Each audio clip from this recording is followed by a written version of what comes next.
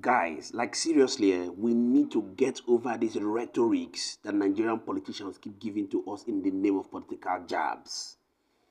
Just imagine what happened over the weekend when Barrister Wike, the FCT minister, hosted a reception in honor of the 27 lawmakers. You won't believe that with all that happened during the presidential election in Rivers State, the FCT minister remains obviously unrepentant about his actions, which we all know happened in Rivers State. Now, the truth is that these guys are obviously joking with the future of Nigerian youths.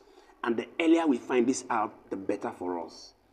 I'd like you to take a look at the response of Dr. Ruben Abati. Has gone ahead to slam the FCT minister after the word he said to Vice President Atiku Abubakar over the weekend in Port Harcourt. The Minister of the Federal Capital Territory, Wike, during an event in Rivers State over the weekend, aimed digs at his political opponents. Wike said that he refused to support Peter Obi for the 2023 presidential election, despite his team lobbying for support. Neither did he support Atiku Abubakar because he wanted equity and fairness. Wike maintained that he has no regret for supporting President Bola Ahmed Tinubu, while boasting that his political enemies will not emerge victorious in 2027. Take a look. We have no regret at all for supporting President Aswaji Bola Tinubu. Yes, sir. I have no regret. All these things you are seeing, there's Atiku group, there's Peter Obi group, and there's some few governors of PDP who believe I'm a problem to them, and I will continue to be a problem to them. Atiku group believe that I and my team stopped them from becoming president. We stopped injustice. All we wanted was equity, fairness, and what? Obi's group, they lobbied me so much, they cannot deny it. And I said, look, I've gone ahead to slam the FCT minister. If I say it will not go somewhere, I will not do it. Don't fly. Let me tell all of you, all these people combined, as in this video, we'll also be watching the job that they were giving to all these people combined, they will do what? They will lose. In favor of Yakubu Gowon, who just celebrated. All right, Emperor Wike, these people will lose. You know, there's been responses. Atiku has said that he won't descend into the gutters to exchange words with Wike. I believe there was also a statement that was released by his spokesperson saying that Wike and his collaborators are playing politics with the sufferings of Nigerians. Dr. Abati, over to you. You know, many years ago, when I used to teach, before I diverted into this chit-chats that we do in journalism, I used to teach a course called Comedy and Other Comic Forms. And when we teach comedy, the lowest form of comedy is buffoonery or burlesque or farce, but the worst level of comedy is buffoonery. So what I see, Minister Wike putting up in this matter is equivalent of political buffoonery. Oh my goodness! And you will not be, you see how he does it. All these bodily contortions. He will twist this way, he will twist that way. He will have voice inflection. Pure political entertainment that will even make good theater. And he has with him a good audience there who just occasionally laugh as if they have been mechanically programmed. And these are supposed to be adults also. But in any case, let's go beyond the theory of comedy to talk about, okay, what is the point what is the point that he's making? He's just saying he's the lord and master of River State politics. And he's been consistent in that regard to say, look, anybody that comes to his territory, he will deal with the person. The only point that Waziri Adamawa Atiku made was that the local government election in which APP won 22 out of the 23 seats has shown, indicated that Wike had lost relevance in Rivers State. And then he had this report to say, it's Atiku Abubakar who has lost relevance because in Rivers, PDP was not involved in any case, and that Atiku Abubakar is someone who ran for an election and lost, and that is the one who should who is a serial loser who should pack his bag and go. Well, that's just political talk. But I would like a situation whereby, you know, the politicians talk more, not about personal ambition, not about being emperor, but the good that they can do for the people, the common good. Yes. In the conversation, we have pushed common good to the background, and that's why you find, you know, these politicians are always ready to clap, always ready to laugh. When somebody who says he's the emperor, you know, induces them with rhetoric and with whatever other else, you know, that we may not be privy to, you know, we should get some level of seriousness. Otherwise, it's just political entertainment of the Nigerian variety. I know they do political entertainment in other places too, but we seems to be at the lowest end of the comedic spectrum. Well said, Dr. Abati. Well, meanwhile, former Anambra State Governor Peter Obi has come under fire on social media after celebrating former military head of state Yakubu Gowon, who turned 90 over the weekend.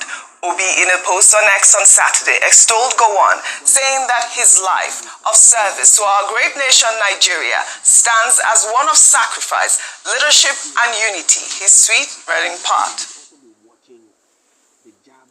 "In a time of hate, you stood for love. At a time of strife, you stood for peace. At a time of division, you stood for unity. Your steadfast commitment to preserving the peace and sovereignty of Nigeria during a challenging period in our history will forever be remembered and revered.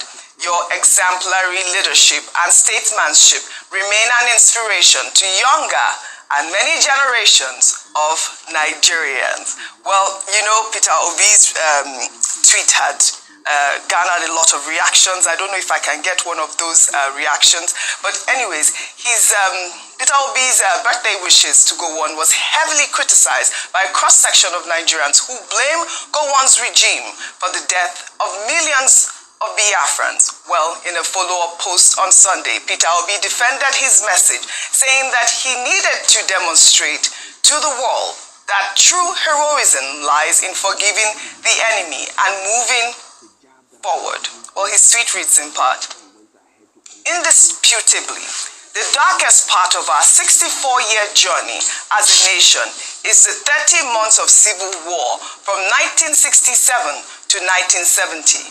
And God Almighty, whose way is not our way, must have a reason why he kept the chief persecutor of the war, who is General Gowon, alive to be 90 years today, and the man who saw the end of the war, Chief Olusegun Obasanjo, to be there at 87 years, superheading all the moves to see a reconciled and just Nigeria.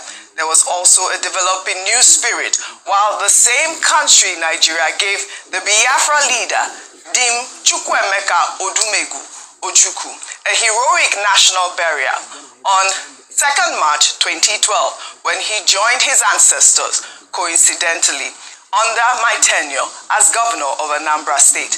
The status of the burial given to Dim Ojukwu remains the boldest indication to the world that Nigeria as a country is disposed to moving forward in the spirit of reconciliation.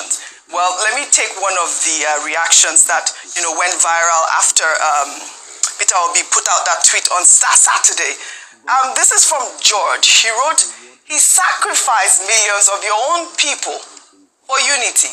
Unity without cohesion and love is a disservice to humanity." I mean, I believe Peter Obi also, in the tweet he put out on Saturday, did mention that his father died during the Civil War. And, you know, he also mentioned a lot of, he talked about reconciliation a lot in that his tweet. Let me take another tweet from Pablox, who wrote, "Those involved made peace, but children of anger who weren't born in that era are still holding on to the war.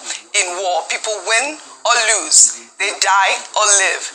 Daily you ask God and your neighbor for forgiveness, but your heart is filled with bitterness and evil for others." Well, this Pablox had posted a picture of General Yakubu Gowon and the late Ojukwu.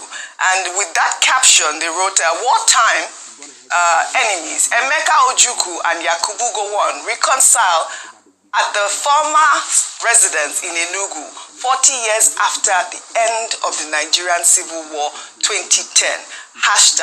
#history vile. I'll take another reaction.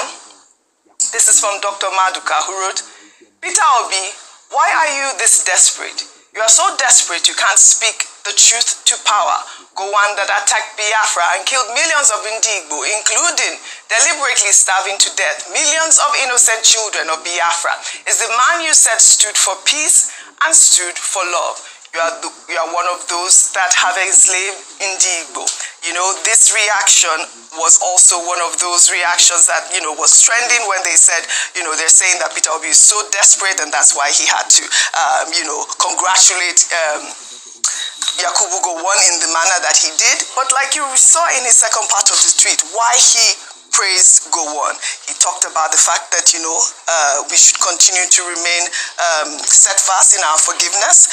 And as you saw also in that picture that I put out, Rufai, General Yakubu Gowon and Ojukwu actually met 40 years after. Definitely they did meet. So a couple of things. I mean, I see the reaction from a lot of people against what Peter Obi said. Yes, because of the civil war. And the magnitude of the pain of the civil war has not gone away. In fact, when you hear some people say, they speak about life before and after the civil war. And we should never forget the incident that led to the civil war. We should never forget that there was an elections in 64 to 65 that opened the doors for the civil war.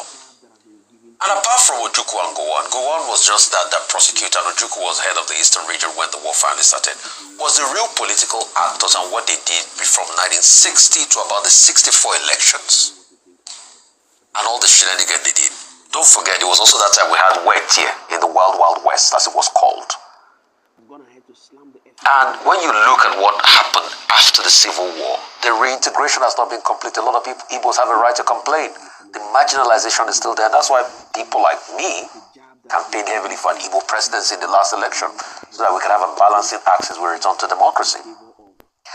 Oji, apart from the things that are said or not said, my greatest fear is that the way our politicians behaved in the 60s that led to the Civil War, most of our politicians are still behaving like that till today.